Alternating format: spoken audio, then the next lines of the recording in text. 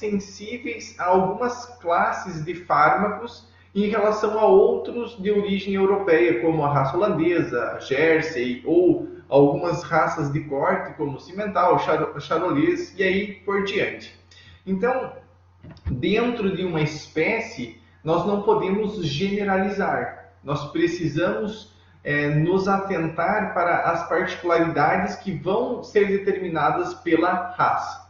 Outro ponto importante, como acontece em qualquer outra espécie, é o fator idade.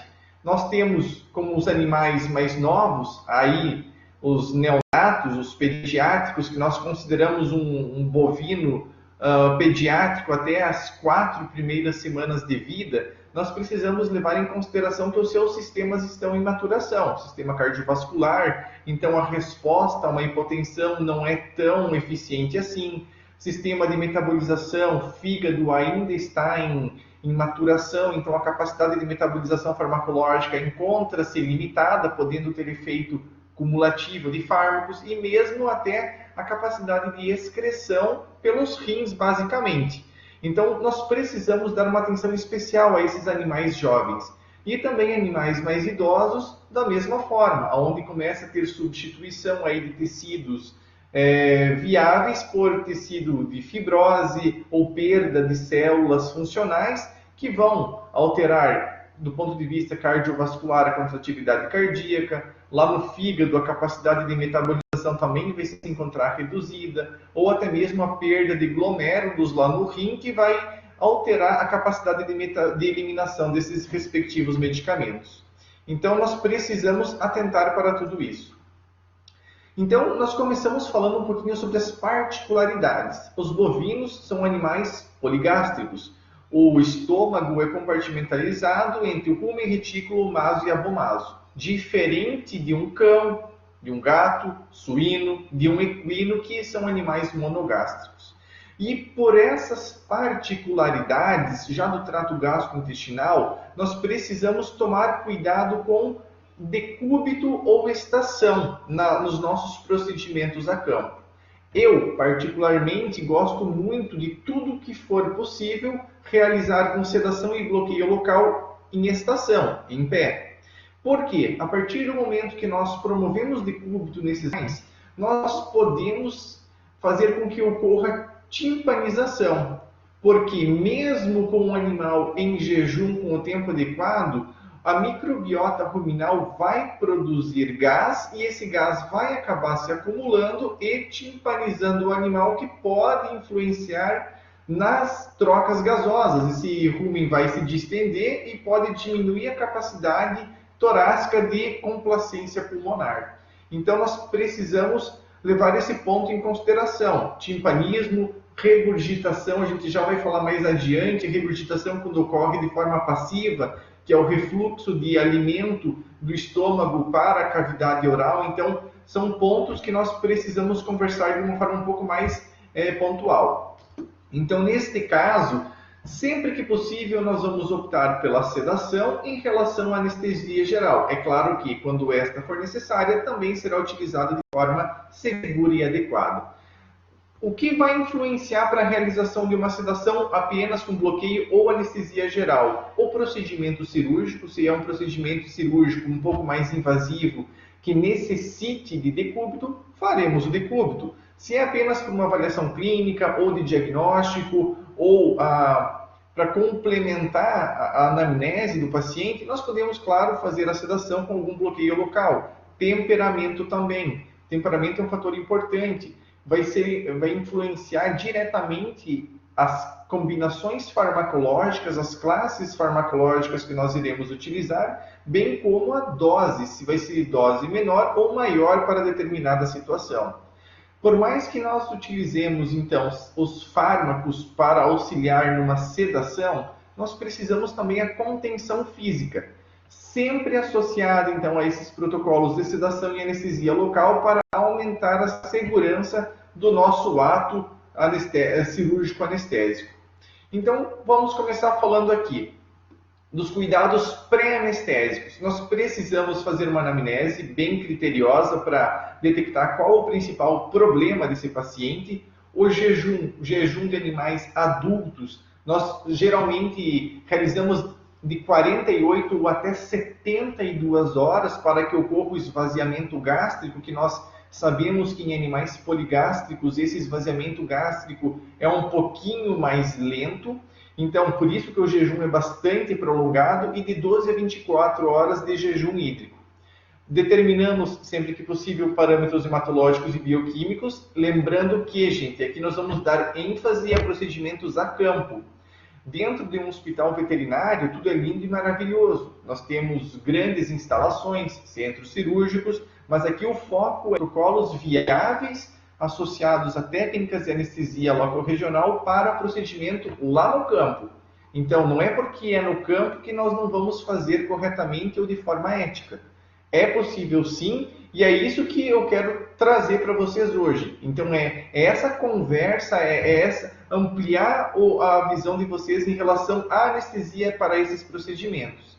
Geralmente, nós realizamos a cateterização venosa, e aí os bovinos possuem as veias jugulares de bastante calibre no sulco jugular, que é bem fácil de nós acessarmos esse vaso, ou até mesmo pela veia epigástrica, que fêmeas que já são lactantes, elas possuem a veia epigástrica mais evidente, dilatada, então fica mais fácil para nós acessarmos esse vaso também.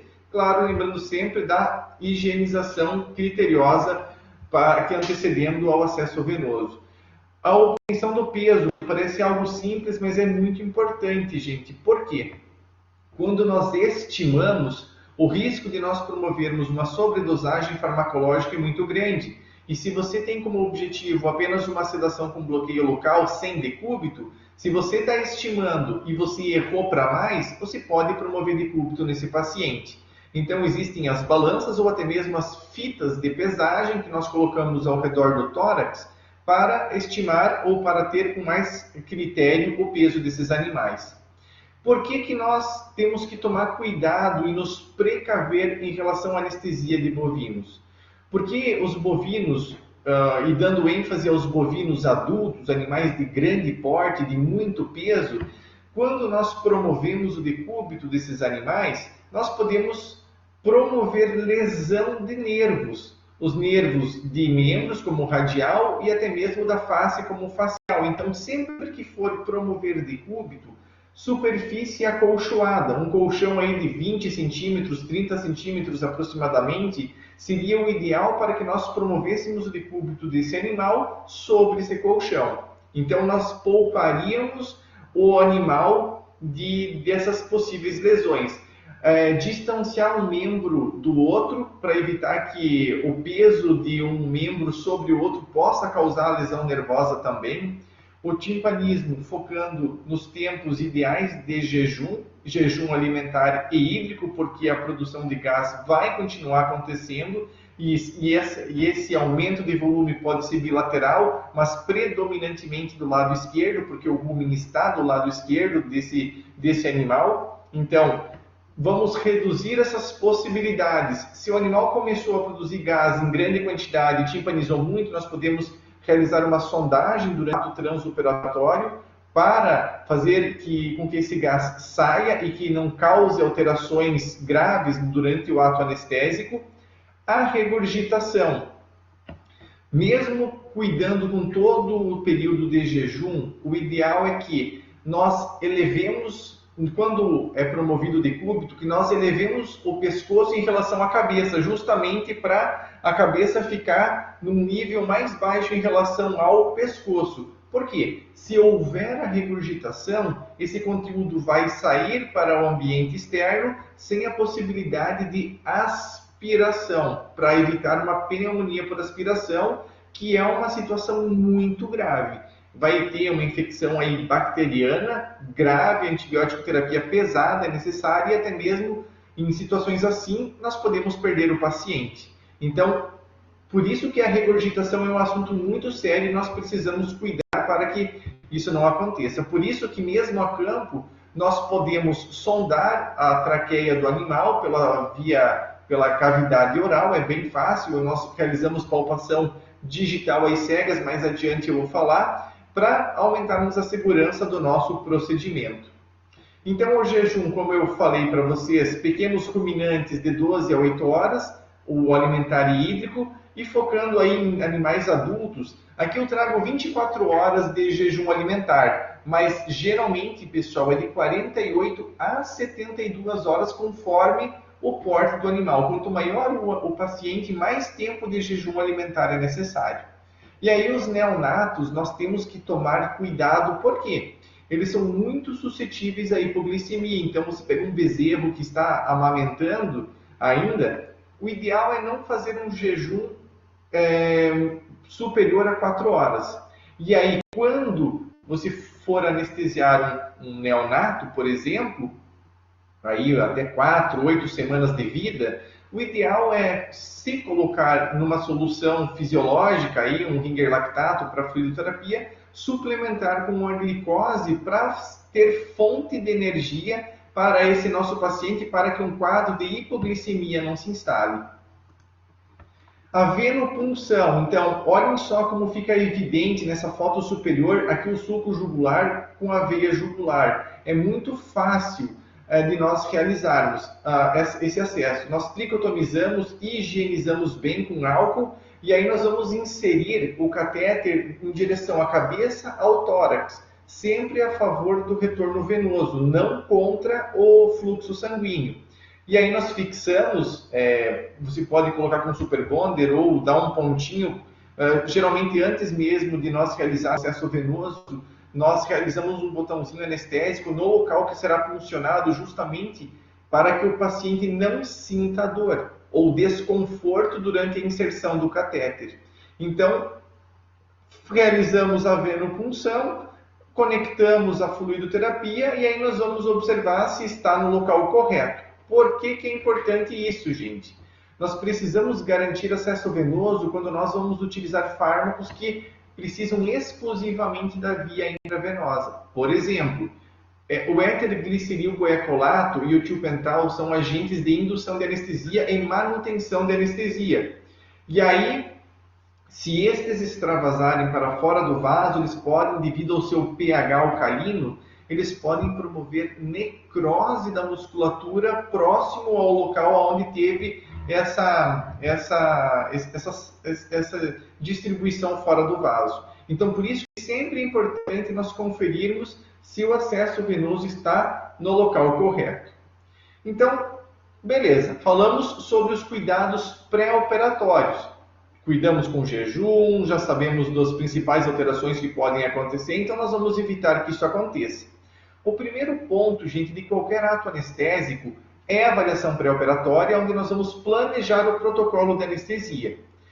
Após isso, nós vamos pré-medicar o animal. A medicação pré-anestésica ela vai ter alguns objetivos muito claros. Então, nós vamos tranquilizar aquele animal que é ansioso, que é agitado. Se é um animal de um temperamento muito indócil, nós vamos fazer um fármaco um pouco mais pesadinho para uma sedação. A tranquilização, o animal tem a percepção do ambiente. Existem fármacos específicos para tranquilizar, como os fenotiazínicos e o acepram. Já quando eu desejo uma sedação um pouco mais pesada, eu vou ter alteração da percepção. Então, eu não consigo enxergar o que está acontecendo ao meu redor. Existem fármacos específicos para promover sedação também. São coisas distintas. O objetivo também aqui é promover relaxamento muscular para evitar que o animal fique tenso, rígido. Promover analgesia também. Existem fármacos como os alfa-2 agonistas que promovem sedação e analgesia. Existem fármacos opioides como morfina, metadona, butorfanol que promovem analgesia também. E sempre que nós associamos um tranquilizante junto de um opioide, nós vamos ter a neuroleptoanalgesia. Tá, Felipe, mas o que é a neuroleptoanalgesia? É quando um tranquilizante ou sedativo potencializa os efeitos analgésicos daquele determinado fármaco analgésico. Então aqui nós vamos ter uma potencialização, uma exacerbação dos efeitos analgésicos desse paciente. E aí nós também pensar nesse protocolo para reduzir a dose dos agentes indutores e de manutenção também, porque imaginem a anestesia como um avião levantando o voo. precisa ser suave. Ninguém sobe em ângulo de 90 graus. Nunca um avião subiu e subirá dessa forma. Por quê? É planejado o sobrevoo. Aqui também, nós vamos começar com a medicação pré-anestésica, preparando o paciente para as próximas etapas. Então, começamos com a medicação pré-anestésica correta, e aí depois nós vamos induzir o paciente, se o objetivo for promover decúbito, e mantê-lo na anestesia até que o decúbito seja desejado. Toda vez que nós induzirmos um paciente, vai ser necessário, ou consequentemente o decúbito vai acontecer. Então, quando o objetivo é manter o animal em pé, nós precisamos sedar e parar por aqui, e complementar somente com bloqueios locorregionais. Por isso que, quando houver decúbito, a medicação pré-anestésica vai reduzir as doses dos demais agentes nessas outras fases. Vamos começar falando então sobre a cipromazina. A cipromazina, ela pertence à classe dos fenotiazínicos. É uma classe de fármacos exclusivamente utilizada na medicação pré-anestésica. Ela promove tranquilização leve, ou seja, o animal tem a percepção do que está acontecendo no ambiente ao seu redor. Só que o que acontece? Nós administramos a cipromazina e nós precisamos deixar o nosso animal quieto de 20 a 30 minutos para que os efeitos comecem a acontecer. A dose é de 0,03 a 0,05 mg por quilo pela via intramuscular ou intravenosa. O que acontece, gente? Se você administrou a cipromazina e você não teve o efeito desejado que você esperava, não adianta ficar aumentando a dose dos tranquilizantes como a cipromazina, porque há um efeito teto. Há um efeito teto desejado e acima disso, você aumenta a dose, você só vai aumentar os efeitos indesejáveis, os efeitos adversos. Então, o que pode acontecer? Efeitos positivos: tranquilização, relaxamento. Como que a cipromazina atua? Ela promove antagonismo dos receptores alfa-1, ela promove bloqueio dos receptores de dopamina. E aí o que pode acontecer de efeitos não tão interessantes? Cuidado com animais inteiros, ou machos não castrados. Por quê? Há relatos que os fenotiazínicos eles podem se ligar de forma irreversível aos receptores lá da musculatura do pênis e aí ter priapismo, que é a exposição do pênis, e num possível decúbito o animal pode lesionar o nervo do pênis e não recolher mais o pênis posteriormente, causar um priapismo irreversível. Há outras teorias em que os fenotiazínicos simplesmente relaxam apenas a musculatura, a exposição do pênis, e se o animal lesionar, aí sim o priapismo pode ocorrer de forma irreversível. Então fica o cuidado em relação à utilização da acipromazina em animais não castrados. Outra situação, nós podemos ter a regurgitação. Por quê? Entre o esôfago e o estômago nós temos o cárdia. O cárdia nos bovinos, após a utilização da cipromazina, vai promover um relaxamento, ou seja, ele vai abrir, relaxar, e aquele conteúdo que estiver no rumen pode retornar à cavidade oral, e aí sim nós termos um quadro de regurgitação. Por isso que o jejum acaba sendo muito importante, porque esses fármacos vão promover em maior ou menor proporção o relaxamento do cárdio. Nós evitamos e não usamos a cipromazina em animais muito desidratados, porque ela promove hipotensão, a cipromazina, pelo antagonismo dos receptores alfa-1. Então, vai causar vasodilatação porque vai diminuir a resistência vascular sistêmica. Lembrando que a pressão arterial é o débito cardíaco vezes a resistência vascular sistêmica. Então, se eu diminuo a resistência, eu estou causando vasodilatação, eu vou fazer com que a pressão caia. Se esse paciente já está desidratado, com perda de volume, hipovolêmico, eu posso promover consequências muito graves em relação ao rim ou outros órgãos vitais, como o sistema nervoso central. Em animais que perderam grande quantidade de sangue, animais muito idosos ou muito jovens, tomar cuidado com a utilização da cipromazina. Já o diazepam e o midazolam, eles pertencem à classe dos benzodiazepínicos. Já ouviram falar do Boa Noite Cinderela, onde que a gente fala as coisas sem lembrar que falou? Justamente, aqui os benzodiazepínicos, eles atuam pelo agonismo dos receptores GABAérgicos, então eles hiperpolarizam as células nervosas, diminuindo o potencial de membrana, ou seja, as informações não passam de forma normal, e nós temos a depressão do sistema nervoso central. Por isso que eles não promovem tranquilização e sim sedação, sedação mais pesada.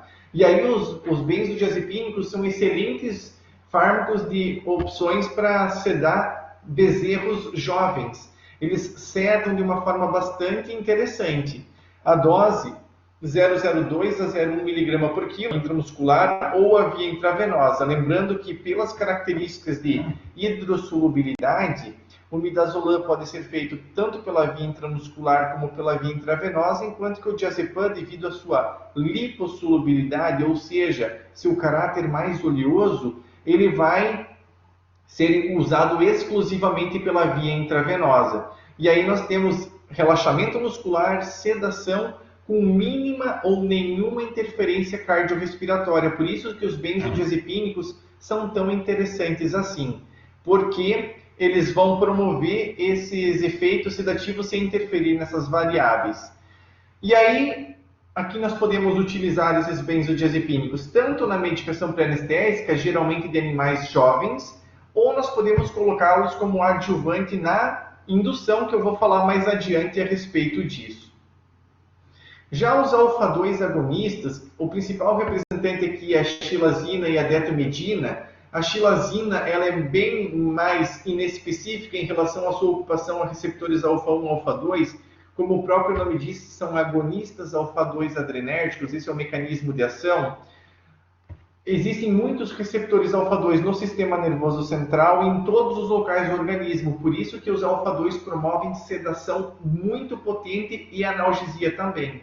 No sistema nervoso central, nós temos o locus ceruleus, que é um local com muitos receptores alfa-2 relacionados ao comportamento. Então, por isso que diminui a ansiedade, o animal seda de uma forma bastante interessante quando nós utilizamos alfa-2.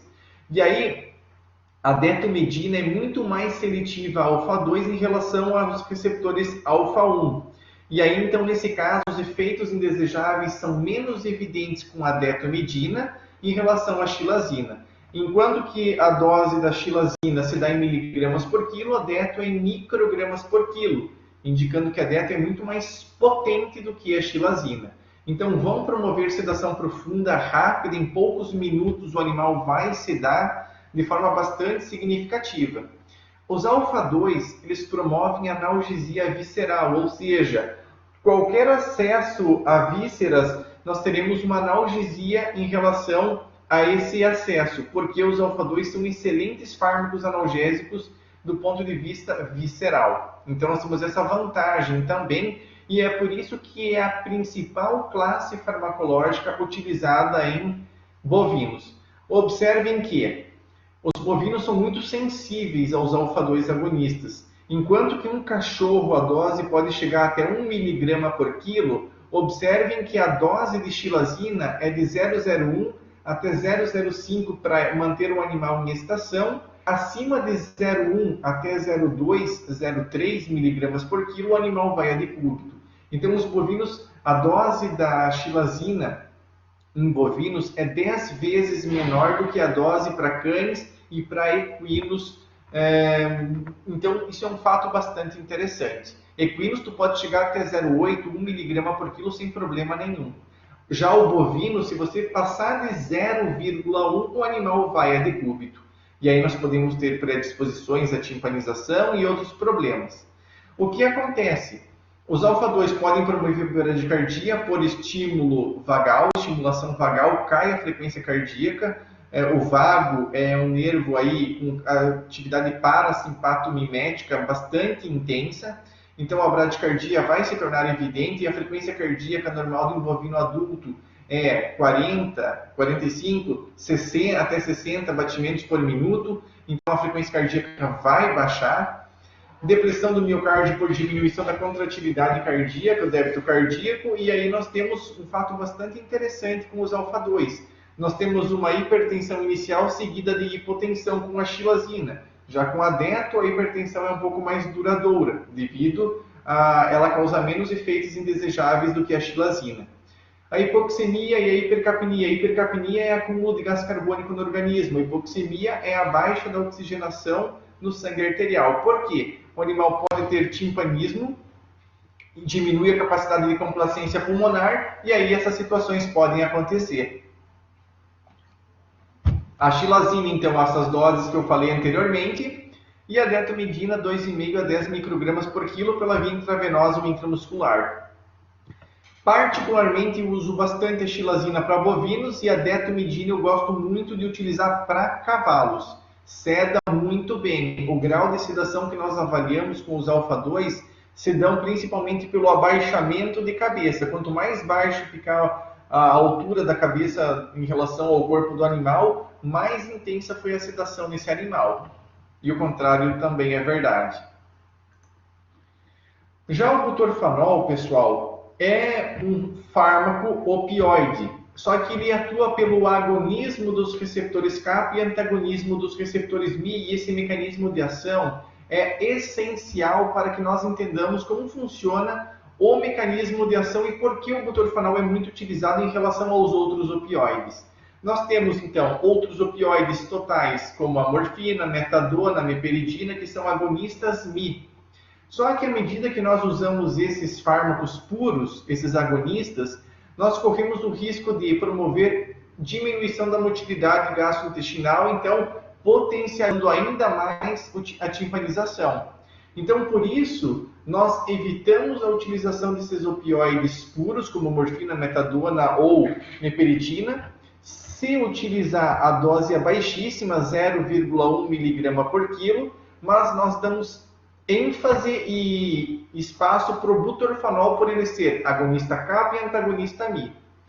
Os receptores Mi estão mais relacionados à analgesia, mas principalmente aos efeitos indesejáveis. Por isso que a sua atuação em receptores kappa vão fazer com que ele promova a sedação, uma sedação adequada, interessante, vai promover a analgesia. Geralmente nós associamos junto ao acepram ou aos alfa-2 agonistas, como a xilazina ou detomidina, e aí nós não teremos influência sobre as variáveis cardiorrespiratórias e sem risco de promover timpanismo também. A dose de 0,02 a 0,05 mg por quilo pela via intravenosa. A dose de butorfanol para bovinos também é 10 vezes menor do que a dose de equinos e a dose de cães. E aí, gente, nós vamos então falar um pouquinho de algumas técnicas para anestesia em estação animal em pé. Então aqui, basicamente, como eu falei lá no comecinho da nossa palestra, o objetivo é técnica de sedação, mais contenção física e bloqueio loco-regional. Os bloqueios loco-regionais serão responsáveis por permitirem que o animal não sinta dor. Então, em qualquer procedimento anestésico, nós precisamos ter a sensibilidade, a ética em associar bloqueios ou técnicas de infusão analgésica para complementar a analgesia. Uma coisa é anestesia, outra coisa é analgesia. Existem fármacos com caráter anestésico e analgésico, e existem fármacos apenas analgésicos. Então, isso precisa ficar muito claro quando nós formos trabalhar com um fármaco em questão. Saber conhecer o nosso medicamento. Como professor de farmacologia, eu sempre falo para os meus alunos, se você conhece o funcionamento do fármaco, dificilmente você vai utilizá-lo de forma incorreta. Porque se você sabe como funciona, você sabe em que momento você precisa associar no seu protocolo de anestesia. Não só na anestesia, mas também em outros casos clínicos, por exemplo, na clínica, nos casos terapêuticos. É difícil você errar quando você sabe como aquele medicamento funciona. E aí, qual o objetivo, então, em manter o animal em estação ou posição quadrupedal? Não promover timpanismo, não ter regurgitação e muito menos lesão de músculos, as miopatias ou as alterações vasas. Alguns exemplos de medicações pré-anestésicas, então, para nós acalmarmos o nosso paciente. A primeira opção é a xilazina 0,05 mg por quilo pela via intramuscular. Se pode optar tanto pela via intramuscular como pela via intravenosa, não tem problema nenhum. Se pode, claro que pela via intravenosa os efeitos vão ser muito mais significativos, vão ser muito mais rápidos, então a latência vai ser praticamente zero, porque o efeito vai começar de forma muito rápida. A latência é entre administrar um fármaco e o início dos efeitos. Isso é a latência de um medicamento. Então nós vamos então administrar e aguardar os efeitos de sedação, ataxia. O animal pode apresentar ataxia, que é dificuldade de movimento pelo relaxamento que o fármaco promove. Os alfa-2 agonistas são extremamente miorrelaxantes, promovem sedação e analgesia. Lembrando que aqui, gente, medicações pré-anestésicas, diferentes protocolos. E aqui sempre associado a uma técnica de bloqueio loco-regional para promover a dessensibilização da área a qual será acessada cirurgicamente. Outra possibilidade de protocolo, xilazina, olha só, eu reduzi aqui 0,02 mg por quilo, mais o butorfanol 0,02 mg por quilo, mais a ketamina. Tá, Felipe, mas como assim ketamina? Ketamina não vai promover decúbito? Não. A dose para promover decúbito num bovino é de 1 a 2 mg por quilo, e geralmente pela via intravenosa. Quando você faz a ketamina na dose abaixo de 0,05, nessa combinação alfa-2 e ketamina, que é um derivado das fenciclidinas, geralmente nós chamamos isso de atordoamento pela ketamina. Então nós vamos promover esse efeito de analgesia principalmente. A ketamina ela atua antagonizando os receptores N-metildeaspartato, que é NMDA, e atua também estimulando o córtex e promove depressão ela deprime o córtex e estimula o sistema límbico. Então, ela promove alterações específicas. Aqui nós vamos promover principalmente analgesia nessa dose. Então, nós temos aqui a atuação em receptores alfa-2 devido à xilazina, agonista kappa e antagonista amido-butorfanol, e a ketamina em receptores antagonistas NMDA. Então, aqui são vários mecanismos de ação envolvidos para promover sedação e analgesia sem promover decúbito. Outra possibilidade, substituir a xilazina pela detomidina, pode ser de 2,5 a 5 microgramas por quilo, associado ao butorfanol, que pode variar até 0,05 miligramas por quilo. Você pode fazer pela via intramuscular também. Xilazina, 0,02, 0,025, até 0,06, 0,07, então o animal teoricamente não iria a decúbito. Então vai depender das combinações, vai ser alfa-2 sozinho, vai ser associado. Se for associado, é claro que nós acabamos reduzindo um pouquinho para evitar o risco do decúbito acontecer. Podemos utilizar um benzodiazepínico isolado como o midazolam, 0,04 mg por quilo? Sim, até 0,1 mg por quilo, quando for um bezerro, não tem problema nenhum. Com o butorfanol junto, sem problemas nenhum. Observem que não foge muito. Eu poderia fazer a cipromazina 0,05 associado ao butorfanol, também sem problemas. Poderia fazer a cipromazina e fazer a xilazina, não é tão habitual, mas dá para fazer também. Daria para fazer a Cepram, butorfanol e ketamina, sem problema nenhum. Então são várias as possibilidades, mas vejam que não foge dos fenotiazínicos, como o principal representante o Acepram, os benzodiazepínicos, que é o midazolam e o diazepam, os alfa-2 agonistas, que é a xilazina e a detomidina, e os opioides, que nós damos preferência aqui ao butorfanol. Então, ali, pessoal, seria apenas para promover o sem decúbito, manter o animal em estação. Agora não, tá, Felipe? Agora eu quero um animal, é um procedimento, é uma amputação de dígito, eu quero derrubar por garantia da equipe principalmente. Então nós vamos falar um pouquinho sobre os fármacos de indução. A MPA ali que nós falamos, a medicação pré-anestésica, serve tanto para os procedimentos que são exclusivos para estação, como o pré-operatório, encaminhando o paciente para a indução da anestesia. Então aqui nós temos o tiopental, que é um barbitúrico, a ketamina, que é um derivado das fenciclidinas, o éter-gliceril guaiacolato, que é um relaxante muscular, e a tiletamina, que é uma irmã da ketamina, também um derivado das fenciclidinas, porém a tiletamina ela é comercializada exclusivamente com o zolazepam, que é um benzodiazepínico, ele é um irmão do diazepam e do midazolam, mas ambos são comercializados de forma conjunta, no mesmo frasco. E aí, todos eles vão promover decúbito, vão promover a queda do animal. Então, vamos falar um pouquinho sobre o tiopental, que é um barbitúrico. A dose, até 5 mg por quilo, nós administramos ele de forma lenta, ele precisa ser administrado exclusivamente dentro do vaso, porque devido ao pH ser muito alcalino, ele pode promover necrose da musculatura caso ele seja administrado no espaço extravascular. Então ele também atua pelos receptores, agonismo dos receptores GABAérgicos, ele vai promover depressão e o animal vai ter um excelente relaxamento muscular e ele vai ao decúbito. Então em superfície acolchoada, para evitar lesões que nós já falamos anteriormente. E ele promove, além da anestesia na forma de bolos, ele pode promover uma depressão cardiovascular, diminuindo o débito cardíaco, e isso pode reduzir o retorno venoso, então a pressão arterial pode cair, pressão venosa central também, mas ele tem como vantagem diminuir o consumo de oxigênio no sistema nervoso central e também no coração. Então a demanda de oxigênio para as manutenções vitais diminui também. Então é um ponto interessante esse.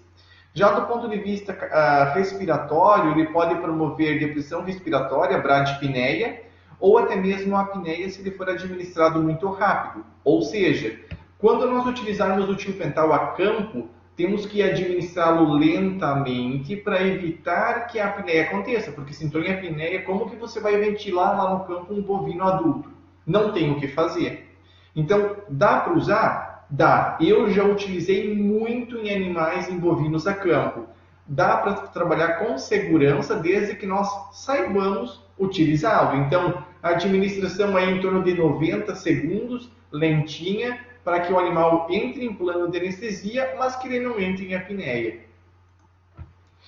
Aqui, gente, um ponto muito importante quando nós falamos dos barbitúricos e dando ênfase ao tiopental é que, se você administrar uma única dose, ele vai ter uma recuperação até mais rápida em relação a uma segunda dose. Nós chamamos os repiques. Por isso que o cirurgião tem que ser rápido, quando você deseja manter o animal em decúbito, fazendo repiques de tiopental. Olhem só, a partir do quarto repique de tiopental, nós podemos ter até 180 minutos para a recuperação do paciente. Por quê? O tiopental tem efeito cumulativo, ele tem alta afinidade pela gordura. Então ele vai para o terceiro espaço, fica lá armazenadinho na gordura e depois ele vai voltando para a circulação aos poucos. E isso faz com que ocorra um retardo na recuperação do paciente. Então por isso que nós temos que tomar cuidado para evitar mais do que 2 ou 3 repiques de tiopental, porque à medida que se aumenta o fornecimento, aumenta o tempo de recuperação e isso pode ser deletério para o nosso paciente. Já a ketamina vai promover indução da anestesia, porém, ela não promove relaxamento muscular. Ela causa hipertonicidade da musculatura, o animal fica rígido, bem rígido. Então, por isso que é obrigatório o uso dos benzodiazepínicos junto no protocolo. Nós geralmente administramos o benzodiazepínico para causar o relaxamento e imediatamente após a ketamina para promover então a indução da anestesia. A dose varia de 1 a 2 mg por quilo. Ela promove antagonismo dos receptores NMDA e depressão do córtex e estimulação do sistema límbico. É um mecanismo um pouco distinto de promover anestesia.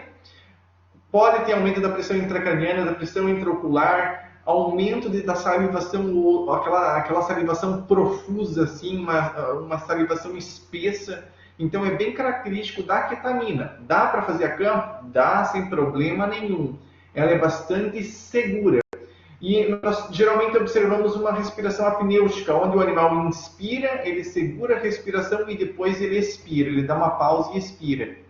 Nós temos aumento da frequência cardíaca, da pressão arterial pelo efeito simpatomimético indireto, ela impede a recaptação de norepinefrina, então a norepinefrina ela permanece mais tempo na fenda sináptica, promovendo esses efeitos simpatomiméticos, ela promove a analgesia somática. O que é uma analgesia somática? Músculos, ossos, ligamentos, tendões. Então, eu gosto muito na minha rotina de associar a ketamina aos protocolos quando o paciente vai ser submetido a um procedimento que vai causar muita dor. E aí, no pós-operatório, eu utilizo doses baixinhas, 0,05 basicamente, miligramas por quilo, para essa analgesia somática.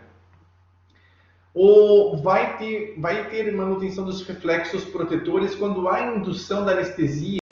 O que acontece? O globo ocular ele rotaciona, a perda de reflexo palpebral lateral e medial e o tônus mandibular de certa forma relaxa.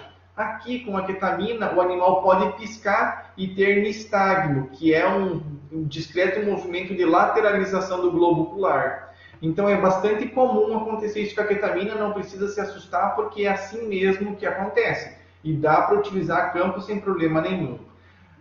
Foi desenvolvido a ketamina racêmica e a levógera. A racêmica é aquela que causa efeitos desejáveis e alguns efeitos indesejáveis. A levógera extraiu-se a porção positiva da racêmica e aí então ela causa mais uma anestesia mais potente, uma analgesia mais potente em relação à racêmica. É o isômero óptico aqui, isolado da racêmica com efeitos indesejáveis. Por isso, ela acaba sendo um pouco mais cara, mas ela tem um efeito bastante interessante. Então, as doses acabam variando um pouquinho. A 10% a dose é 2 mg por quilo, que é a mais comum que nós encontramos nas agropecuárias e é que geralmente eu uso nos meus procedimentos. E a levógera 1 mg por quilo. Aqui nós temos o étergliceril guaiacolato, que é o EGG. Ele promove efeito relaxante muscular. Geralmente nós começamos com o EGG e depois nós acabamos a indução com a ketamina. O EGG sozinho ele não promove indução adequada da anestesia. Nós precisamos complementar esse protocolo de indução. O EGG tem que ser administrado exclusivamente pelo espaço intravascular, porque ele pode promover necrose tecidual também. E aí, ele tem que ser na concentração de até 5 a 10%. Acima disso, ele pode causar hemólise e flebite. Então, tomar bastante cuidado, porque geralmente hoje ele já vem pronto no mercado. Mas quando nós precisamos prepará-lo, que ele vem na forma liofilizada, na forma de pó, nós precisamos então cuidar para não exceder a concentração de 10%. A dose é de 25 a 50 mg por quilo e sempre no espaço intravascular. Ele atua também pelo agonismo dos receptores GABAérgicos, promovendo então intensa depressão do sistema nervoso central, relaxamento muscular, porém sem analgesia. Tiopental não promove analgesia. EGG não promove analgesia. Quem promove analgesia e anestesia é a ketamina por enquanto. Então, por isso que nós precisamos colocar técnicas de analgesia no nosso paciente. E aí, como que nós vamos, então, intubar o nosso paciente? Nós vamos, então, fazer a MPA, nós vamos induzir o nosso paciente, ele caiu, ele foi ao decúbito, nós vamos colocá-lo sobre uma superfície acolchoada. Geralmente as sondas são de maior calibre, porque a traqueia também é de grande calibre. E aí nós esticamos o pescoço do animal, com a cabeça também esticada. É aberto a boca do animal e com a palpação digital às cegas. Nós vamos lá na base da língua, esterilizar a epiglote para inserir então a sonda endotraqueal pela traqueia do animal e fornecer o oxigênio via sonda endotraqueal. Nós não vamos colocar no oxigênio num aparelho de anestesia. Nós vamos levar um cilindro móvel e aí nós vamos colocar o oxigênio para ir direto para essa sonda endotraqueal então, para oferecer oxigênio 100% ao paciente. Se não tiver o oxigênio, não é um fator impeditivo, a gente pode manter o oxigênio 21%, que é do ar ambiente, mas a intubação acaba sendo positiva porque numa situação de refluxo, de regurgitação, a gente está protegendo a traqueia, porque a sonda endotraqueal tem balonete, que vai fazer com que nós protejamos então o pulmão do nosso paciente de sujidades, conteúdo alimentar. Então aqui, geralmente, nós mantemos ele em superfície acolchoada para evitar as lesões nervosas, como nessa foto de baixo aqui, um bovino com lesão nervosa após procedimento cirúrgico por longo período. O que nós temos que cuidar? O peso em relação às possíveis lesões neuropáticas e as miopatias. Mas a pressão arterial, nós precisamos monitorar a pressão arterial. Dá para canular a artéria da face, na orelha, tem várias artérias possíveis de serem canuladas, avaliando a pressão arterial de forma invasiva. A pressão arterial, a média, tem que estar acima de 70 milímetros de mercúrio para garantir a oxigenação adequada a todos os tecidos, incluindo os músculos, para evitar que ocorra a produção de ácido lático e que posteriormente possa acontecer uma miopatia ou uma laminite por hipoperfusão e hipoxemia. Então nós temos que tomar cuidado com a pressão arterial também, além da superfície acolchoada. O que acontece? Almofadas de 10 centímetros de altura, no mínimo 10, mas o ideal é mais que isso. Decúbito dorsal ou dorso lateral para permitir que o retorno dos grandes vasos, do sangue desses grandes vasos, ocorra de forma mais eficiente. Se você deixar em dorsal, o peso das vísceras pode reduzir o retorno venoso e promover uma diminuição do débito cardíaco e da pressão arterial. Manter os membros flexionados e relaxados, elevar um pouquinho o pescoço em relação à cabeça, proteger os olhos, sempre lubrificando com colírio para evitar que ocorra o ressecamento ou lesão por compressão, e também evitar a hiperextensão do pescoço para evitar uma possível lesão nervosa. Tirar o cabresto para que este não fique fazendo compressão contra o nervo facial também. São alguns cuidados bastante importantes. Então aqui, olha gente, esse é o nosso cilindro de oxigênio que a gente pode sim levar a campo. Nós colocamos uma cânula e aí nós colocamos essa cânula em contato direto com a sonda endotraqueal para fornecer o oxigênio 100%. O ideal é oferecer sim o oxigênio durante o procedimento de anestesia. Por quê? Os bovinos são muito mais suscetíveis à hipoxemia. Eles, devido à disposição dos órgãos, a compartimentalização ali do estômago, a menor capacidade de expansão pulmonar, se nós oferecermos oxigênio 100%, vai acabar sendo positivo para manter a oxigenação arterial e assim o fornecimento de oxigênio aos tecidos. Então, é um fator bastante importante para evitar que ocorra uma hipoxemia. E aí, alguns protocolos, então, pessoal, para vocês utilizarem, então, para decúbito. Nós, então, podemos fazer, olha só aqui, a primeira opção, faz 0,05 a 0,1 mg por quilo de acipromazina. O animal vai dar uma tranquilizada interessante, legal. Nós podemos daí induzir, olha só, a combinação ketamina e benzodiazepínico. O benzodiazepínico sempre primeiro, não esqueçam disso. Aqui pode ser 0,05 até 0,2 mg por quilo de midazolam. E a ketamina de 1 até 2, mas geralmente 2 é a dose adequada da ketamina para a indução. O animal vai ao decúbito e aí você vai avaliando. Se o animal começa com muito nistagmo, muito reflexo, você vai fazendo bolos de ketamina. Geralmente, eu aqui coloquei 2 mg por quilo, mas geralmente o bolus, que é a administração para manter o plano de anestesia na forma de volumes fixos, nós utilizamos 1/3 da dose da indução. Então aqui poderia ser 0,7 a 1 mg por quilo de ketamina a cada 25 minutos, basicamente, para que o animal permaneça em decúbito. Uma outra possibilidade, você foi lá, fez xilazina, 0,05 a 0,1 mg por quilo, fez butorfanol junto para já ir dando uma analgesia para o paciente. E aí você pode fazer, além do bolus de ketamina, você pode também fazer o bolus da xilazina.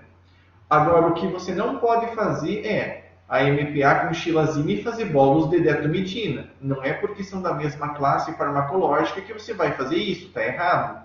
Então, fez xilazina na MPA, vai fazer a xilazina no bolos para manter o animal em decúbito. Você não vai ter infusão contínua de outras coisas, é na forma de bolos que você vai administrando para manter esse paciente decúbito, para que o cirurgião possa trabalhar de forma adequada, sempre associado aos bloqueios loco-regionais. Essa combinação aqui da indução de 0,05 a 1 mg por quilo de xilazina associada à ketamina vai dar uma contenção de aproximadamente 30 minutos. Então, depois disso, você tem um terço da dose e aí a gente vai prolongando esse decúbito também. Há uma possibilidade que é o triple drip e o double drip, que é uma infusão. Então, o que acontece? Você vai lá, você fez a quando você trabalha com infusões farmacológicas, você precisa fazer os bolos. Então, neste caso, nós vamos fazer a xilazina na MPA, a ketamina e o EGG na indução e depois nós vamos utilizá-los para manutenção. Então, aqui não é na forma de bolos, aqui é na forma de infusão contínua. Em 1 litro de solução fisiológica, nós vamos colocar 50 mg por ml de EGG, 1 mg por ml de ketamina, que basicamente dá 10 ml de ketamina, e 0,1 mg por ml de xilazina, que vai dar 5 ml da xilazina 10%. Isso para manter o animal em decúbito por todo o período em plano de anestesia. Se é um paciente que está prostrado, que está com um paciente idoso com algum comprometimento grave, nós podemos fazer o double trip, que é sem a xilazina, é só a ketamina e o EGG, que basicamente é só tirar a xilazina, mantém a mesma concentração do EGG e a mesma concentração da ketamina. E aí nós colocamos também 1 litro de solução fisiológica e administramos na taxa de 1 a 2 ml quilo-hora. E aí um valor médio, basicamente, 1,5 ml quilo-hora.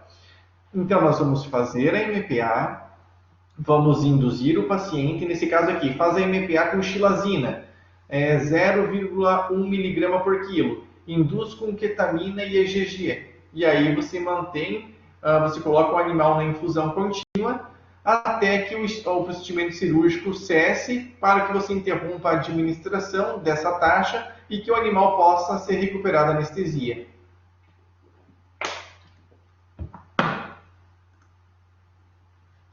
E aí, gente, nós vamos para as técnicas de bloqueios loco-regional. O que acontece aqui? Por que fazer uma técnica analgésica de bloqueio? Justamente como o próprio diz, um bloqueio loco-regional, você vai bloquear uma região. A Isa, como ela me acompanhou em alguns meses durante as minhas anestesias, ela viu que tudo que eu podia bloquear, eu bloqueava. Porque quando você faz um bloqueio loco-regional, você está bloqueando apenas aquela região e você está evitando que ocorra uma distribuição sistêmica, você está poupando os outros órgãos sistêmicos. Então, por isso que o bloqueio loco-regional é interessante. Se você pegar um paciente hepatopata, nefropata, cardiopata, você está bloqueando uma região específica. Então, por isso que os bloqueios loco-regionais são muito importantes. Então, nós precisamos saber qual é o local que nós vamos bloquear, qual é a região. Tem bloqueio para quase todos os locais do corpo. É difícil não ter um bloqueio. Vamos associar a sedação devido a algumas raças de temperamento um pouco mais tempestuoso e a condição do paciente também, sedação associada ao bloqueio loco-regional. Algumas situações onde a fêmea está gestando, nós podemos, então, utilizar o bloqueio loco-regional de forma mais específica, sem comprometer a viabilidade fetal. A habilidade e experiência do anestesista acaba sendo importante para que a técnica seja realmente efetiva e acaba tornando o procedimento um pouco mais em conta, porque você não precisa de grande quantidade de fármacos ou materiais muito específicos para a sua realização, por isso que acaba sendo bastante positivo. Então, quais seriam as vantagens da anestesia local regional? É a perda reversível, ou seja, por um tempo determinado, depois passa o efeito, volta a sensibilização local. Então, é a perda reversível da sensibilidade local à dor. Então, nós vamos promover a analgesia. Como que os anestésicos locais eles atuam? Pelo bloqueio dos canais de sódio. O sódio é o principal íon que promove a despolarização do neurônio e faz com que ocorra uma transmissão do estímulo álgico ou dos estímulos entre um neurônio e outro. Quando nós bloqueamos um conjunto de neurônios ou uma comunicação, uma parte do caminho, essa informação não passa mais. Por isso que os anestésicos locais eles promovem uma analgesia tão interessante assim, tão potente, porque eles antagonizam os canais de sódio. E não vão alterar a homeostasia do animal, porque eles vão promover um bloqueio ali naquele local especificamente. São técnicas de fácil execução, é claro que depende da experiência do anestesista, e isso a gente vai conquistando com o tempo, não é de um dia para o outro, mas todo mundo passa por isso. E reduz drasticamente a possibilidade de timpanização, regurgitação, miopatias e neuropatias, como eu falei anteriormente, porque nós, sempre que possível, vamos associar a técnicas de estação. Quais são os fármacos que nós temos disponível? Pessoal, todos atuam pelo antagonismo dos canais de sódio. A lidocaína, então o mecanismo de ação é igual para todos. A lidocaína, ela tem latência de aproximadamente 5 minutos. A lido e a bup, elas podem se apresentar com vasoconstritor e sem vasoconstritor. Com vasoconstritor é adicionado adrenalina junto para causar vasoconstrição no local específico para potencializar, prolongar o efeito de bloqueio. Quando nós não utilizamos com vasoconstritor, extremidades como orelha, dígito, superfícies como superfície da pele, ou pela via intravenosa para evitar uma vasoconstrição generalizada. São as 3 situações que nós não usamos anestésico local com vasoconstritor. No mais, podemos usar sem problema nenhum. A dose da lidocaína sem vasoconstritor é de 7 a 10 mg por quilo e com vaso 9 mg por quilo. A bupivacaína com vaso 3 mg por quilo, sem vaso 2 mg por quilo. A ropivacaína 2 mg por quilo e a levobupivacaína 2 mg por quilo. A latência da lidocaína 5 minutos, 10 minutos se for com vasoconstritor. A bup, rop e levobup é de 15 a 20 minutos a latência, demora um pouquinho mais para começar os seus efeitos. Porém, a duração do efeito, enquanto a lidocaína dura de 3 horas aproximadamente, a literatura cita até menos, mas na prática a gente observa mais tempo. Até 3 horas, a bup e a rop, elas podem, e a levobup podem atuar por até 12 horas bloqueando, enquanto houver bloqueio, haverá analgesia. Então, por isso que elas acabam sendo utilizadas em situações aí onde o procedimento vai ser mais prolongado. Mas em 99% dos casos, nós utilizamos a lidocaína, porque um bovino não pode ficar muito tempo de decúbito, o procedimento tem que ser rápido, não dá para ficar enrolando. E aí, por isso que a lidocaína, até pelo seu custo-benefício, ela acaba sendo bastante utilizada. E aí nós vamos começar falando sobre os bloqueios da cabeça. Então, gente, um procedimento muito rotineiro em bovinos é a descorna. E nós temos 2 possibilidades de bloqueios aqui.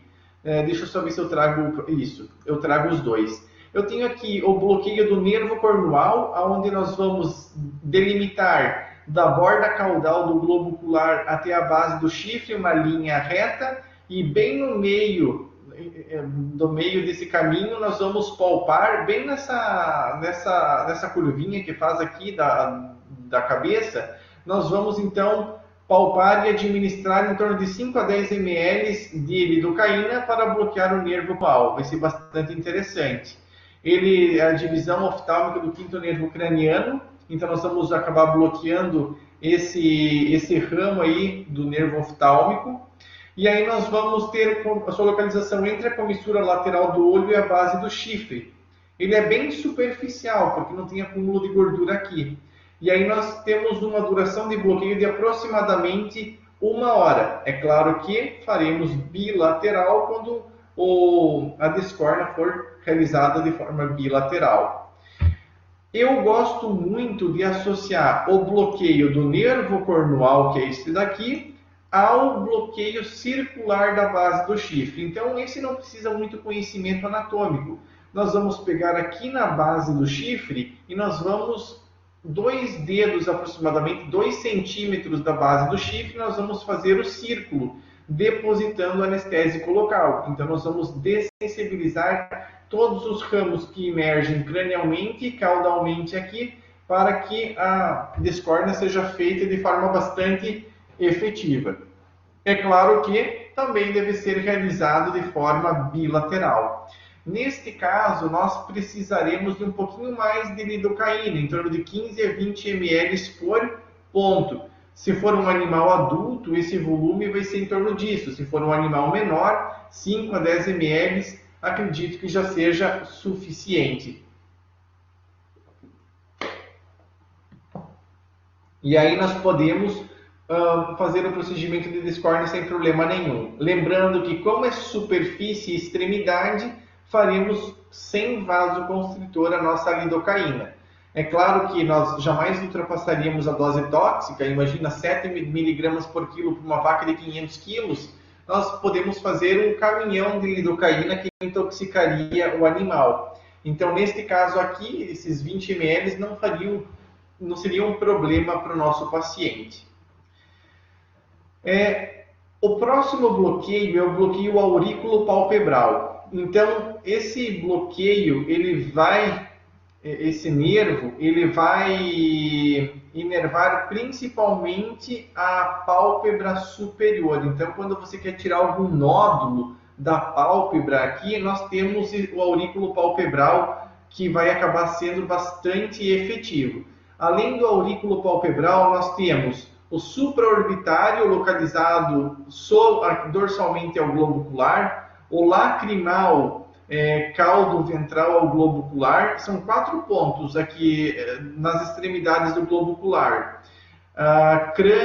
Dorso cranial, aqui nós temos o lacrimal, o infratroclear, e ventro cranial aqui, nós temos aqui o lacrimal. Então, são bloqueios para pálpebra superior e inferior. Então, repito, supraorbitário, lacrimal, infratroclear e também o zigomático, quando eu quero bloquear a pálpebra superior ou inferior. Podemos fazer bloqueio em linha, só que nós vamos precisar de mais anestésico local. Ou só quando for pálpebra superior, o aurículo palpebral. Então, para a pálpebra, observem, são 4 a 5 tipos de bloqueios que nós podemos utilizar. E aí, é claro, de 5 a 10 ml, se for fazer o bloqueio dos 4 pontos, dá para fazer uns 4 ml por ponto, 4 a 5 ml por ponto. Aqui o aurículo palpebral também em torno de 10 ml, e aí a latência vai depender de qual anestésico local nós estamos utilizando. Se for a lidocaína sem vasoconstritor, aí em torno de 5 minutinhos já é suficiente. O bloqueio de Peterson, pessoal, é muito interessante e é utilizado exclusivamente para os ruminantes, pequenos ruminantes, grandes ruminantes. Então, olha só, observem aqui na foto. Nós temos, ele vai ser rostral ao processo coronoide da mandíbula. Nós vamos entrar com a agulha na horizontal, caudal ao globo ocular, então a chance de promover uma perfuração aqui é mínima. E aí nós vamos dorsal ao arco do zigomático e rostral ao processo coronoide da mandíbula. Entramos em ângulo reto, nós vamos entrar com a agulha até ela bater lá na parte interna do osso da face, próximo à órbita. E aí nós vamos observar aqui, gente, o nervo, o forame óptico e o forame órbito-rotundo. Nesse forame órbito-rotundo, nós vamos bloquear o nervo troclear, nervo abducente, o ramo do trigêmeo, que é o maxilar e o mandibular, e no forame óptico, nós vamos bloquear o ramo oftálmico do ramo trigêmeo. Então, nós vamos bloquear todo o globo ocular. Para isso, para uma enucleação, ou, enfim, com tratamento de ultracórnea, ou para debridar ou tirar algum tumor. Então, o bloqueio de Peterson acaba sendo muito, muito interessante e é muito fácil de fazer também. Então, aqui nós temos os principais bloqueios da cabeça. Nervo mandibular, nós vamos pela face medial aqui no arco da mandíbula, na curvatura da mandíbula, nós entramos em ângulo reto, 90 graus, e aí nós depositamos de 10 a 15 ml de lidocaína, bilateral, se nós quisermos extrair algum dente da região inferior, nós vamos bloquear o ramo inferior da mandíbula, e aí nós vamos ao alveolar inferior, então nós podemos fazer extração de qualquer dente ou realizar qualquer procedimento em lábio inferior. O mentoniano, quando nós desejamos extrair algum incisivo aqui na frente, então o nervo mentoniano, que é a continuação do alveolar inferior aqui da mandíbula. Nós temos o de Peterson, que eu acabei de falar, o nervo cornual, o supraorbitário, o zigomático, o lacrimal e o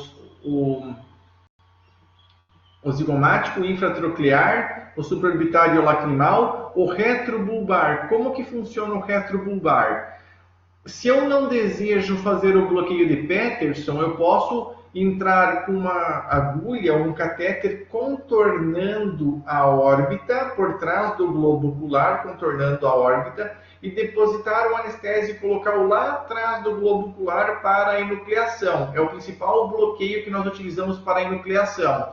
Temos que tomar cuidado quando nós depositamos o anestésico e colocá-lo dentro do globo ocular, aqui na órbita, porque o excesso de volume pode promover a compressão do nervo óptico e promover aquele estímulo óculo cardíaco e promover uma bradicardia severa. Então, tomar cuidado, gente, e até mesmo funcionar para você não ter acessado as meninges do nervo para evitar que o anestésico local progrida para o sistema nervoso central. Já o nervo infraorbitário é para a porção mais cranial aqui da face, focinho ou lábio superior, que é a continuação do nervo maxilar. Então, nós temos essa possibilidade também, são os principais bloqueios de cabeça. Já para o tronco, nós temos o bloqueio paravertebral proximal e o paravertebral distal. O paravertebral proximal ele é também conhecido como bloqueio de Cambridge, utilizado para acessos pelo flanco, ruminotomia, laparotomia exploratória, cesariana, quando o acesso é pelo flanco, para correção de deslocamento de abomaso. Como que nós vamos palpar? Nós vamos palpar a última costela, que está aqui inserida em T13, e aí nós vamos palpar entre T13 e L1, L1 e L2, e L1 e L2, e L2 e L3. Isso nós vamos entrar com a agulha em ângulo reto, na perpendicular. Nós vamos, então, observem que lá pela imagem que nós temos o ramo dorsal e o ramo ventral emergindo de cada vértebra. Nós vamos entrar, então, em ângulo reto. Já no subcutâneo ali, nós vamos depositar de 5 ml por ponto, bloqueou o nervo entre T13 e L1, 2,5 cm da linha média. Nós vamos então entrar em ângulo reto, depositou o anestésico. Nós vamos então continuar aprofundando a agulha, vai passar o ligamento intervertebral, e aí nós vamos acessar o ramo ventral depositando mais 5 ml, ou seja, vai ser 10 ml entre T13 e L1, 10 ml entre L1 e L2 e entre L2 e L3, ok? E aí nós vamos bloquear o ramo superficial e profundo de cada uma dessas vértebras e nós vamos ter o bloqueio efetivo do flanco do animal, das porções, de todas as porções, da pele, as faces musculares, que são 3 disposições diferentes de fibra muscular, e nós podemos então acessar e ampliar a linha cirúrgica sem problema nenhum. A dose também vai depender de qual anestésico local, geralmente a lidocaína de 7 a 10 mg por quilo, sem vasoconstritor, porque é a superfície que nós estamos bloqueando aqui. E como desvantagem, nós podemos acessar grandes vasos. Cuidado que a aorta, a veia cava caudal passam aqui, então sempre aspirar para ver se não está sendo administrado intravascular. Já o paravertebral distal ou bloqueio de Magda é o seguinte: observem as cores laranjas, é o paravertebral proximal, em ângulo de 90 graus, ângulo reto. O verdinho, gente, é na horizontal. Então agora nós não vamos mais administrar entre T13 e L1. Nós vamos administrar para bloquear T13 sobre o processo transverso de L1. O ramo superficial passa por cima do processo transverso e o ramo profundo passa debaixo do processo transverso. Então nós vamos entrar em ângulo reto, indo para a área superficial e depois redirecionando para as porções mais profundas. Só que observem a diferença da técnica do paravertebral proximal para o distal. T13 nós vamos bloquear sobre o processo transverso de L1. L1 nós vamos bloquear sobre o processo transverso de L2. E L2, observem aqui onde está o proximal, entre L2 e L3. No distal, L2 nós vamos bloquear sobre L4, o processo transverso de L4.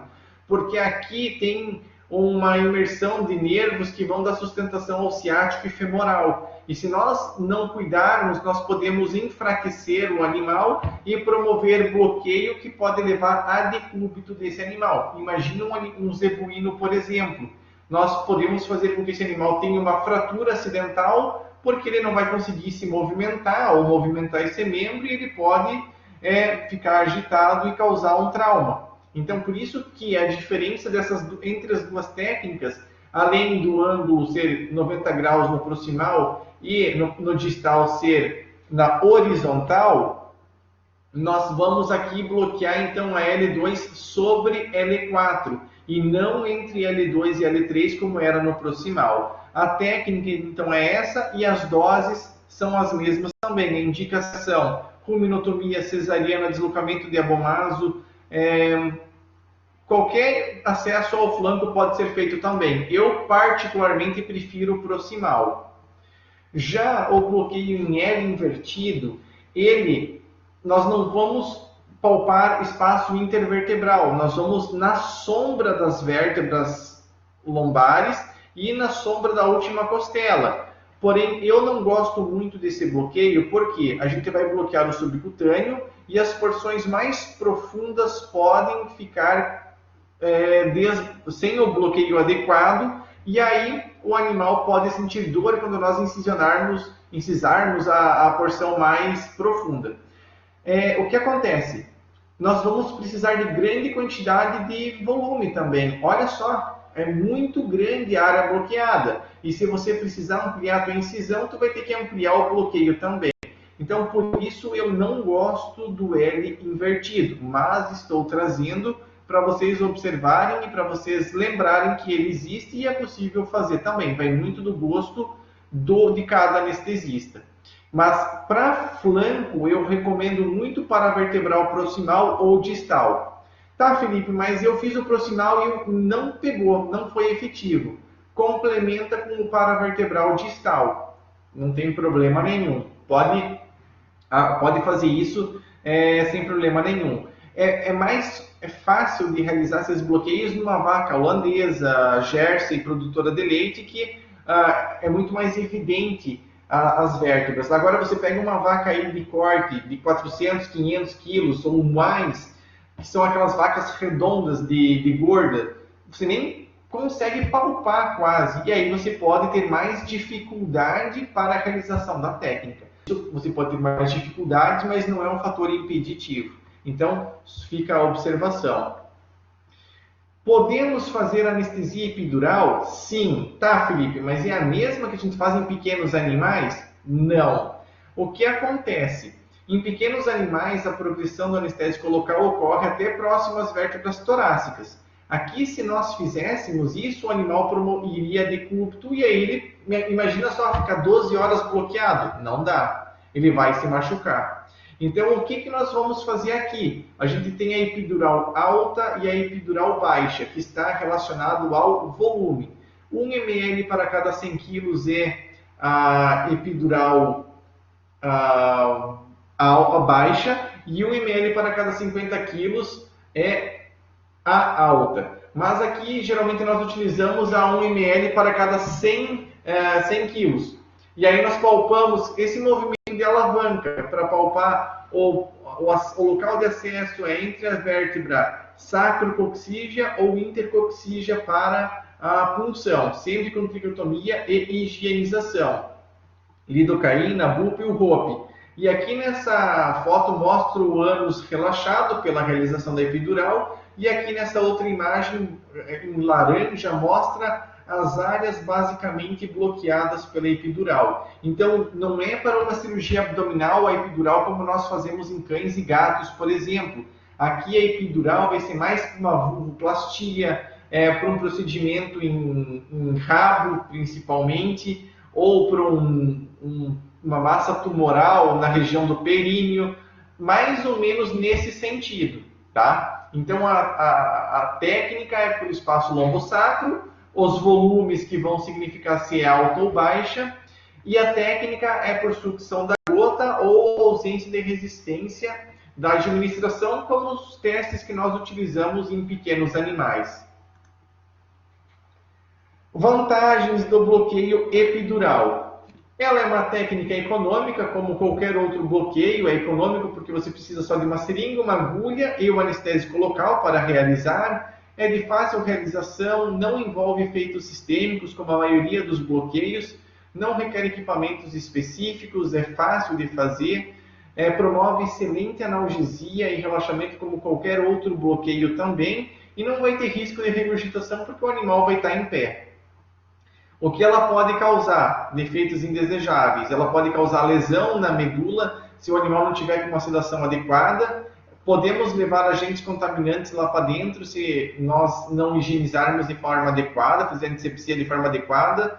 Pode ter diminuição de motilidade caso o anestésico local cranialmente, além de hipotensão por um possível bloqueio simpático.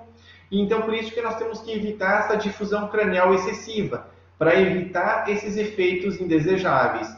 Mas nessas doses, dificilmente nós teremos problemas.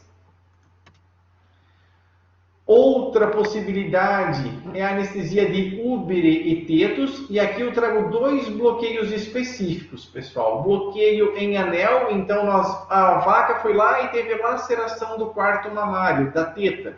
Nós podemos bloquear, então, de forma circular ao redor do teto acometido pela laceração, e aí nós teremos o bloqueio distal a esse bloqueio circular, e você pode fazer a correção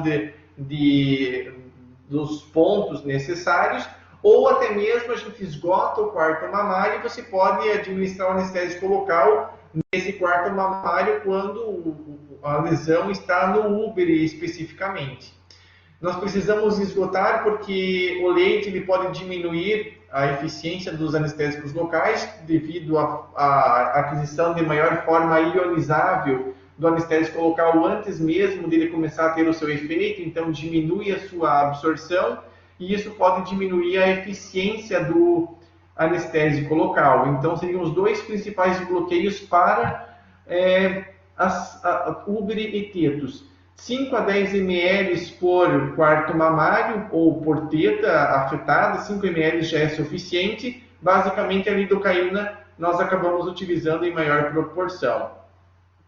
Para castração, gente, nós podemos fazer o seguinte, geralmente eu gosto de associar o bloqueio intratesticular. O testículo é um órgão parenquimatoso, onde você administra e o líquido se difunde, o anestésico local, então você vai bloquear todo o testículo. Mas eu gosto de combinar o bloqueio do cordão espermático. Então aqui, onde que tem esse pontilhado, nós vamos depositar o anestésico local, porque passa próximo à artéria, veia e os nervos. Então, além de bloquear o testículo, você bloqueia o plexo também. Eu gosto, além disso, associar o bloqueio na linha de incisão, porque não adianta você bloquear o testículo e deixar a pele sem bloqueio. O animal vai sentir na hora de incisar a pele também. Então, eu sempre combino bloqueio do cordão espermático com o bloqueio intratesticular e o bloqueio na linha de incisão, para que o animal não sinta nenhum desconforto, claro, dando ênfase quando são animais adultos, quando os testículos são mais desenvolvidos. E aí também, 5 a 10 ml por testículo, mais uns 3 ml em cada cordão espermático, mais uns 5 ml aqui na linha de incisão, nós temos um bloqueio bastante interessante. A lidocaína acaba prevalecendo, a lidocaína sem vasoconstritor. Aqui, gente, vocês já ouviram falar do bloqueio do nervo pudendo? É um nervo muito interessante. O pudendo é o principal nervo que dá inervação e sustentação ao pênis. Então, quando você quer fazer um exame andrológico, quando você quer retirar algum nódulo de prepúcio do pênis, algum tumor, nós podemos fazer o bloqueio do nervo pudendo. Ele tem origem entre o terceiro e o quarto espaço ali das vértebras sacrais, e aí ele vai inervar todo o pênis. Então, para esse relaxamento de flexura sigmoide também, para a avaliação desse pênis, acaba sendo bastante interessante. Deixa eu ver se eu tenho a foto para mostrar aqui. Aqui, ó. Então, a gente palpa o reto, você pode colocar com a luva 2 dedos, os teus dedos dentro do ânus do animal, você vai palpar a fossa isquio-retal, ou sacro, o ligamento sacro-isquiático, e aí ali nessa região você vai palpar o pulso da artéria pudenda. E ali próximo vai passar então o nervo. Então você vai inserir a agulha nessa fossa isquio-retal, bilateral. Então vai ser dorso cranial ao ânus, sobre o ânus, bilateral. E aí você entra com a agulha aproximadamente 10 centímetros, um catéter, e aí deposita aí uns 10 ml por ponto.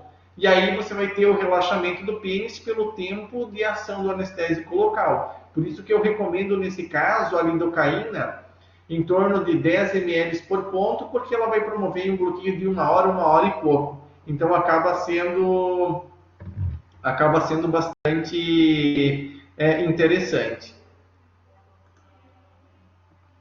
O bloqueio de Beer é quando nós desejamos bloquear uma extremidade, geralmente dígitos, e aí nós fazemos o garrote, vai engurgitar uma veia, nós vamos retirar um pouco de sangue dessa veia, fazer o acesso venoso com catéter, e aí nós vamos depositar o anestésico local nesta veia. Então aqui nós vamos ter esse efeito de bloqueio distal ao garrote. O que nós precisamos acessar, claro, a veia correspondente ao local que está sendo garroteado. Se for no membro pélvico, nós temos a safena, por exemplo. Se for no torácico, nós temos a cefálica, a palmar.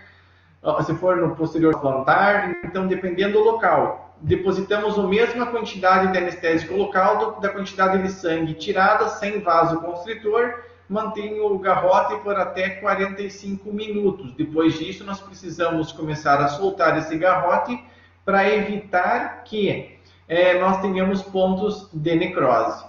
Então, seria basicamente isso. Porque mais do que 45, 60 minutos ou até 90 minutos, aí nós começamos a ter desvitalização de tecidos, e o bloqueio de Beer, então, acaba sendo bastante interessante para essa retirada aí do dígito, principalmente. Como suporte cardiovascular, então eu falei pressão arterial acima de 70 milímetros de mercúrio para evitar lesões de músculo e nervos. Então nós vamos ajustar a profundidade anestésica. Como nós estamos a campo, geralmente o problema não será pela profundidade de anestesia. Então nós temos fármacos como dobutamina e efedrina, que são fármacos vasoativos. A dobutamina em infusão contínua, 1 a 5 microgramas quilo minuto. E a efedrina na forma de bolos, ambos simpatomiméticos que fazem com que a pressão arterial aumente. Então são os dois principais fármacos que nós utilizamos, mas mais ainda a própria dobutamina, porque ela aumenta a contratividade cardíaca. Ela atua como agonista dos receptores beta-1 e aí ela vai promover esse efeito aí de inotropismo positivo. Para analgesia, alguns anti-inflamatórios mais utilizados para bovinos, Flunixin 1 a 2,2 mg por quilo uma vez ao dia, que é mais seletivo COX-2, o carprofeno, o Flunixin é tanto COX-1 como COX-2, desculpa, o carprofeno que é mais seletivo COX-2, 0,7 mg por quilo CID, o cetoprofeno 3,3 mg por quilo CID, fenilbutazona a cada 48 horas nos bovinos tem uma meia-vida bem longa, 2,2 mg por quilo. O próprio butorfanol, que não é um anti-inflamatório, mas sim um analgésico, opioide. E infusões como ketamina e lidocaína. Ketamina pelo antagonismo dos receptores NMDA, uma taxa legal 10 a 20 microgramas quilo minuto. E a lidocaína, antagonista dos receptores de sódio, dos canais de sódio, uma taxa ilegal de 25 a 50 microgramas quilo minuto para analgesia. Então, como conclusão, gente, nós precisamos olhar com mais critério essa espécie em questão do ponto de vista anestésico, para evitar essas possíveis lesões quando o decúbito é promovido, cuidar então com o jejum adequado, acolchoamento adequado quando for promover decúbito, cuidado com os alfa-2 porque eles são muito sensíveis, a dose é 10 vezes menor do que a de outras espécies. Sempre monitorar com o máximo de coisas possíveis, o mínimo estetoscópio, dá para canular a pressão arterial, dá para fazer sistemas de monitoração invasiva de baixo custo. Cuidado com as complicações e acidentes com o grupo, né, com a equipe cirúrgica. E acompanhar o animal até a recuperação total e instituindo lentamente a alimentação para que o animal não venha desenvolver um timpanismo no pós-operatório. Então, eu quero agradecer novamente pelo convite, fiquei muito feliz pela oportunidade de estar aqui conversando com vocês. Agradeço muito mesmo pela oportunidade e fico aberto às possíveis dúvidas que vocês têm. Obrigado. Felipe, novamente, muito obrigada. Muito obrigada pela palestra, obrigada por disponibilizar o teu tempo para vir aqui falar com a gente, dispor o teu conhecimento, né? Se alguém tiver alguma pergunta para fazer para o Felipe, a gente vai abrir mais uns 15 minutinhos para perguntas. Então, pessoal, sintam-se à vontade. Novamente, muito obrigada, Felipe. Tenho certeza que todo mundo, assim como eu, adorou a palestra.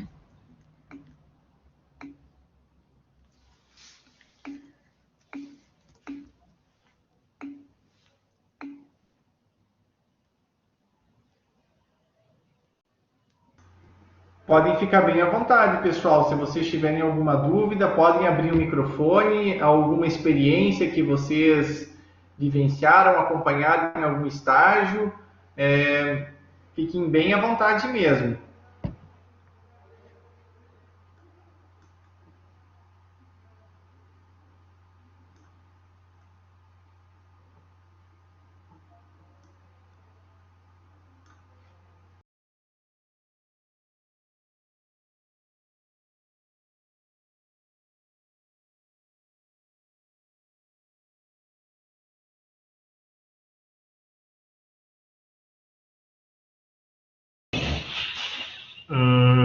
Felipe,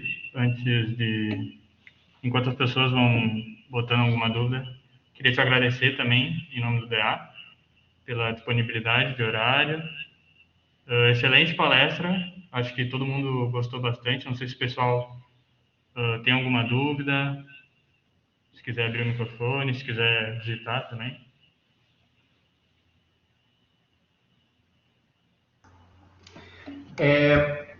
Se alguém tiver alguma dúvida e quiser mandar por e-mail também, o meu e-mail é felipecomaceto@yahoo.com.br. Dá para mandar para o pessoal do diretório, eles podem encaminhar também para mim. Ou qualquer outra qualquer outra dúvida em relação a estágio, a Isa tem meu contato também. Então, no que eu puder ajudar vocês, eu estou à disposição aqui em Santa Catarina. O importante é a gente criar essa relação, esse vínculo, né, profissional, e aí para todo mundo se ajudar. Então, estou aqui à disposição a todos vocês. Isso aí, esse é o meu e-mail mesmo. Vou falar para o pessoal te promover um pouquinho, né, Felipe? Te seguir no Instagram também. O Felipe sempre posta conteúdos muito legais no Instagram dele sobre o dia a dia na clínica, né, Felipe? Então é bem bacana. Se quiser compartilhar o teu Instagram, para eles te seguirem também. O meu Instagram é felipecomaceto.anest.vet. Eu sou professor na FacVest, que é uma faculdade particular aqui de Lages, e sou professor na UDESC, de anestesiologia e farmacologia veterinária. E daí eu presto serviços como anestesista volante em clínicas aqui em Lages e região. E aí às vezes eu posto algumas coisas, porque ele está o protocolo em relação a determinado paciente. Então, às vezes tem algumas informaçõezinhas aí que acabam sendo bem interessantes. Show. Isso aí, então. Muito obrigada de novo, Felipe. Foi uma honra te ter aqui com a gente, tá? Um abraço. Não, já vamos Então, seguir no Instagram. muito obrigado, gente, de coração mesmo. Agradeço imensamente, Isa, né? E fico feliz em poder ajudar vocês. E outras situações, caso vocês queiram, só me chamem aí que a gente cria outros temas também, tá bom? Desejo para vocês uma ótima semana acadêmica e aproveitem ao máximo porque a faculdade passa rapidinho, gente. Então aproveitem todas as oportunidades. Um abraço a todos.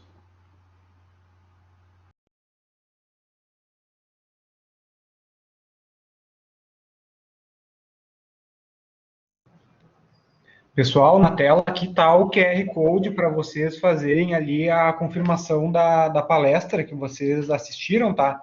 Então tá aí na tela, é só apontar o celular que ele vai ler o QR Code, tá?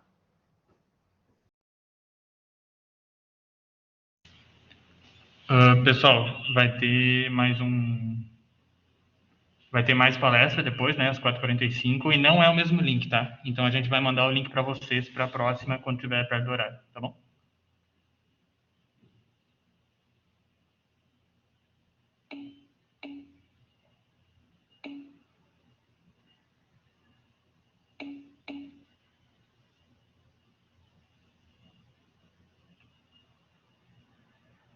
Então é isso, pessoal. Daqui a pouco a gente se fala para mais uma palestra.